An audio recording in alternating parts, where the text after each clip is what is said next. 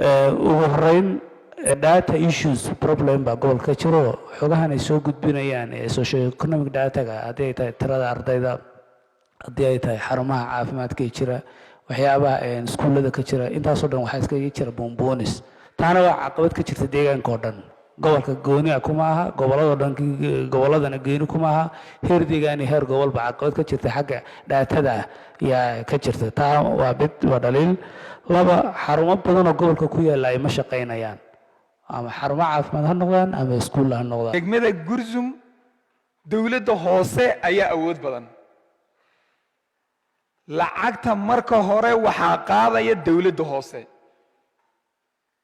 siday u dhantahay dakhliga dawladda hoose qaadaya waa keelaha wadada soo marayo dawladda hoose qaadaya shaqaalaha qaadayana labada xafiisba way ka shaqeeyaan shaqaalaha dawladda hoosena way joogaan xafiiska dakhligana way joogaan oo way ka shaqeeyaan laba buug bay hayaan markaa buugga dawladda hoose buug registerida ma aha waa buug ay iyagu ugu tala galeen oo si gaar ah loo soo daabacay buugga marka lacagta lagu ururiyo ee la dhamaystire ay gaadho fiidkii 7 habeenimo markay gaadho ayaa waxaa la qorsheynayaa inta shaqaaluhu isticmaalayaan inta maamulku isticmaalayaan iyo inta 64ka loo jarayo marka inta la qorsheeyo ayaa loo yeerayaa shaqaalihii dakhliga waxaa loo dhiibayaa marka intii 64ka loogu talagalay in lagu xareeyo ayay jarayaan buugga RV-ga dawladana intaas la gelinayaa annaga haddaba markaanu eegnay buugga RV-ga dawladda kaliya maxaa galay gudoomiye wuxuu sheegay in dakhli dheeriya la soo xareeyay dakhliga dheeriga la soo xareeyay 4 milyan iyo 300 kamida dawladda umuna soo xaroonin 2 milyan may 3 milyan iyo 300 kamida shaqaalaha ayay ku maqan tahay shaqaalihii soo ururiyay ayay ku maqan tahay milyan iyo 500 kamidana xafiiska maaliyadda ayay si indirect u gashay markaan u sii fiirsanay 900 oo kun kaliya ayaa ka gashay 64ka dawladda 900 ee galayna nidaamkii dawladda ee kharash bixinta lama marin si indirect iyagana loo lunsaday dhibaatada inta leeg markay ka jirto shaqaalaha haddana waxaanu sii ogaanay 3 milyan iyo 300 ee shaqaalaha ku maqan annaga shaqaalihii soo ururiyay ee shacabka ka soo qaaday marka aanu weydiino kaliya waxay noogu jawaabi karaan inay noo keenaan cadayntii 64ka ahaa ee ay ku xareeyeen haddii aan ka weyno si dooni ha u bixiyaan annaga lacagtaas shaqaalaha inoogu maqan tahay haddaanu auditor nahay ama inspection nahay tii markaan u sii kuur galay 2 milyan iyo 300 kamida waxay siiyeen maamulka su'aasheeda u dambaysa waxaa jirta lacag goosti la yidhaha goosti oo maleeshiyada u badan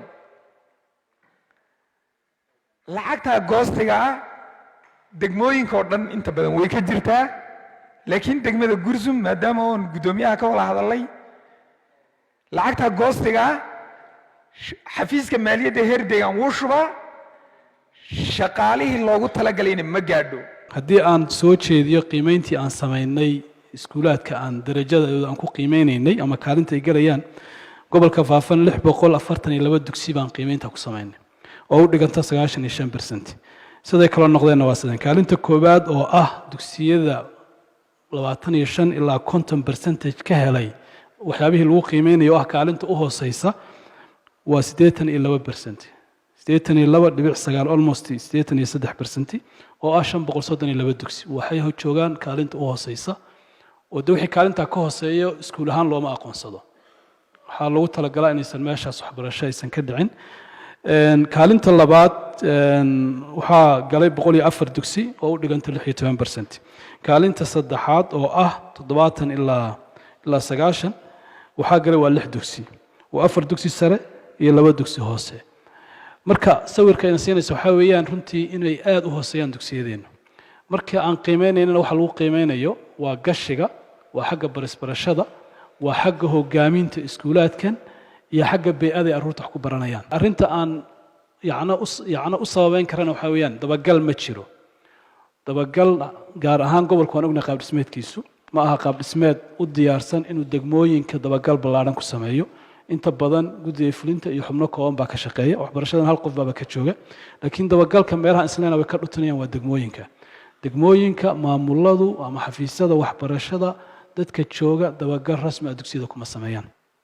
105 ceel baan moodayay inuu soo jeediyey laakiin waxaan noo diiwaan gashan waxa weeyaan 176 ceel weey gobolka 176 ceel weey gobolka ugu ceelasha badan la weeyaan waxa soo raaca gobolka City oo 119 ceel ah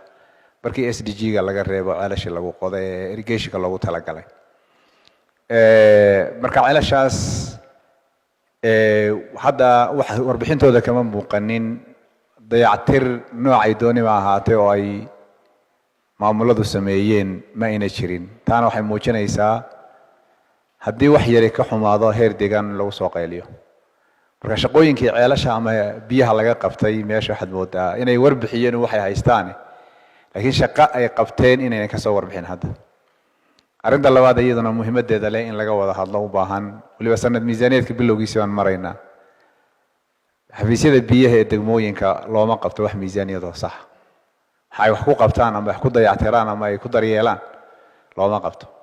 waxyaalaha yar oo badan oo waxaa jira hadda mandatekooda hor u diray oo xarunta intay naga qaadeen xataa xarunta dhexe ay u gudbiyeen oo ay dhaadhiciyeen baa jirtay taa waxay ka qabanayaan ma jirto marka inay miisaaniyad loo qabto hadda oo ceelasha dayactirkooda miisaaniyad loo qabto taana waa arrin muhiima arrinta kale meesha taalla waxa weeyaan ka shaqaysiinta guddiyada laga shaqaysiinayo iyo dhismahooda iyo dabagalkooda arrintaasina meesha waxaad moodaa way ka baxsan tahay xagga shaqo abuurka markaan imaado 2013 iyo 2014 laba siinin shaqo abuur degmooyinka laakiin lacagta maturity-gooda gaadhay 2011 waxaa looga baahnaa gobolka faafan guud ahaan degmooyinka faahfaahinta marka la sheegi doonahay 7,270,000 oo bir inay soo celiyaan baa looga baahnaa waxay soo celiyeen ilaa iyo hadda 8,560,268.11 bir bay soo celiyeen lacagta ku dhiman waa 18,709,000 bir 731 bir dhibic 89 bir baa ku dhiman waa sanadkii 2011 deymihii baxay ee maturity-gooda gaadhay intaana maturity-ga gaadhay kuma jirto ama xilligii deyn soo celintu ay gaadhay kuma jirto 2012 deyntii ay qaateen markaanu imaado oo 4,300,000 ahayd inta ay gaadhay deyn soo celinteedu waa 9,720,000 oo bir wey waxay soo celiyeen 3,740,768.72 waxaa ku dhiman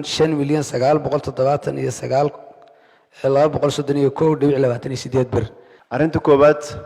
waa barnaamijka caymiska caafimaadka ama loo yaqaano community based health insurance ee laga hirgeliyo degmada Owbare degmada Owbare waxay ka mid tahay afarta degmo ee aan pilot project ahaan ama aan ku bilownay mashruucan lacagta hadda u taala ee ay soo ururisay waa 3,500,000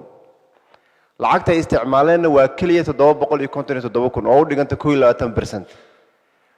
barnaamijka waxaa loogu talagalay in lacagahaas ay xarunta soo xaraysay xarunta dib loo geliyo dawadeedu hadday tahay tayada adeeg bixinteeda haddii ay tahay maxaan ku radaa muuqaalka xarunta haddii ay tahay qalabeynta arrinkaas waxay dhiirigelin u noqonaysaa dadkii barnaamijkan isdiiwaangeli in adeeg fiican oo tayo leh ay helaan waxaa kaloo hirgelinaysaa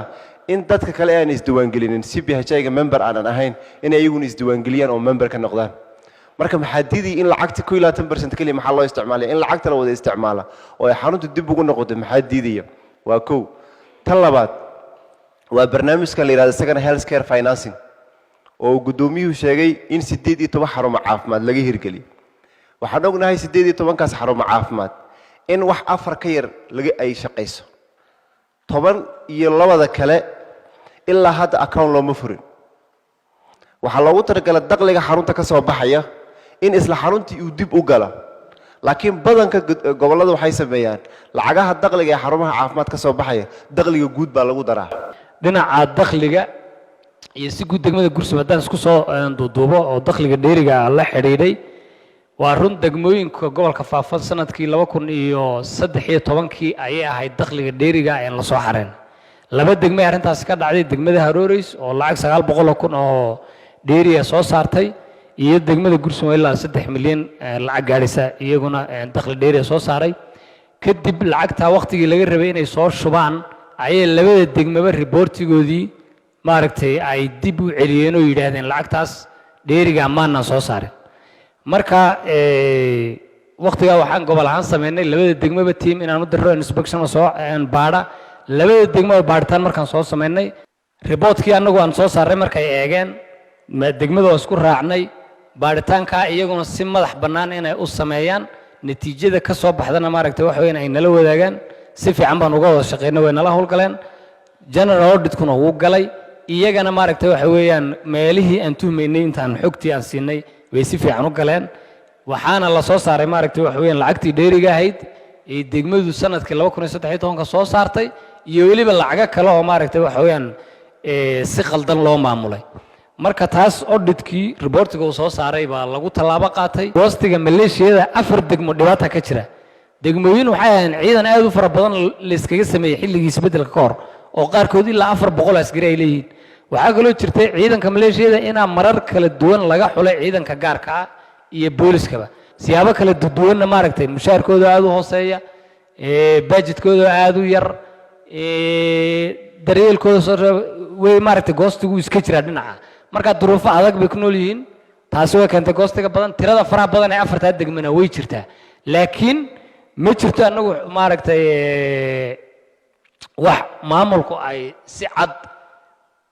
isaga isticmaalaan meelaha baaritaanka lagu soo sameeyay gursi oo kale cidii lagu eedeeyay inay lacagtaas qalad u isticmaashay sharciga la horkeenay dhinaca waxbarashada su'aalaha ka yimid dugsiyada dhinaca shacabku inay ka qayb qaataan dhanka waxbarashada gaar ahaan dhismaha dugsiyada sare waa run waa arrin maaragtay waxa weeyaan sida loo soo jeediyay ah gaar ahaan degmada Xarshin aw Barre dugsiyada sare ee ka jira dhammaantood waxaa lagu fuliyay ka qaybgalka shacabka marka waa arrin bogaadin mudan sida loo soo jeediyay weeyaan xagga inay tirada dugsiyadu aad u fara badan tahay tayadooduna ay liidato waa wax jira qaabkii wax loo dhisay ee maaragtay wax weeyaan ayaa sidaa u design gareysnaaba marka dugsiyo aad u fara badan oo meel walba la iska dhisayo qaarkood jiingada dabashu ka qaaday qaarkood maaragtay macallin yaraan ay jirto marka xagga tayada in dadaal aan gelino anagoo gobol ahaan waan qabnaa waa arrin jirta taasna sideedaan kulley uga dadaali lahaa sanadka 2014 in tayada keliya xoogga la saaro dhinaca caafimaadka oo arka u barre waxaa ku qoran doctor maaragtay specialist ah oo xafiiska caafimaadka maaragtay wax weeyaan uu ka warqabo oo bishii ay ku baxdo miisaaneed gaadhaysa mushaar iyo howlfulin marka la isku daro 70,000 degmadu xataa markay u taag weyday waxay samaysay dadaal in shaqaalaha maadaama ninka aad loogu baahan yahay oo arkaasi inuu shaqeeyeen uu laf dhabar u yahay dad badan oo deegaankaana maaragtay wax weeyaan qalliinkaas iyo kharashaad badan oo kaga bixi jiray jijigiyo meelo ka shisheysay inay u yimaadaan maadaama dadku kaga reysteen xataa shaqaalaha dawladdu waxay isku xilqaameen in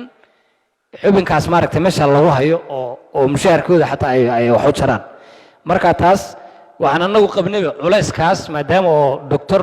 kacaynkaasa mushaharkiisa iyo howlfulintiisiiba degmadu ayna bixin karin xafiiska caafimaadku inuu culayskaa naga qaato caymiska caafimaadka isticmaalku aad buu hooseeya lacag fara badan baa u taalla arrintaa lafteedu barnaamijkani kulley wuu cusbaa dadkuna fahan badan kamayna haysanin marka lacagtii dadka xubnaha ka caymiska caafimaadka laga soo ururiyey tii xafiiska caafimaadka herdegaan ku daray tii federaalka laga daray intuba maaragtay waxa weeyaan marka la isku geeyo lacag ilaa 3 milyan ayaa u taalla laakiin isticmaalka sida doctorku sheegay 21% weeyaan dhinaca dayactirka waa reportigu maadaama waqtiguna aad u yaraa reportigana aad baan slaydada u yaraynay laakiin dayactirada iyo shaqooyinka degmooyinka ay qabteen way ka muuqatay walow inta badan dayactirada culus aan xafiiska biyaha la kaashanay oon ugana mahad celinay xilliga abaarta dadaalkii ay nagala geysteen dhinaca tivetka shaqa abuurka waa sida wasiirku soo jeediyey waxqabadku isagoo 42 dhinac annaga haddana inuu progress fiican yahay baan u aragnaa laba arrimood baa maaragtay waxqabadka inuu hooseeyo keentay 2011 shaqa abuurka bishii ugu dambeysay baa la sameeyey almost 2011 waxba lama soo celinba marka 2013 iyo 2014 bay ahaa maaragtay deynta waqtigeeda gaadhay ama maajuurka ah in la soo celiyo marka taas sanadkii hore deynta la soo celinin sanadkan oo abaar ay ku hagaagtay dadka laftooda oo maaragtay deyn celinta aan faan maaragtay waxa weeyaan inay lacagtan revolving fund tahay wareegayso oo soo celiyaan oo in laga rabo inay soo celiyaan aan faan fiican ka haysan saddexdaa factor ba way keeneen inay deyn celinta hoos u dhacdo xilli abaar ay ku soo hagaagtay haddana waa dareemi karaysaan kulli lacagtan soo celinay dadaalkan sameeyay intuu leega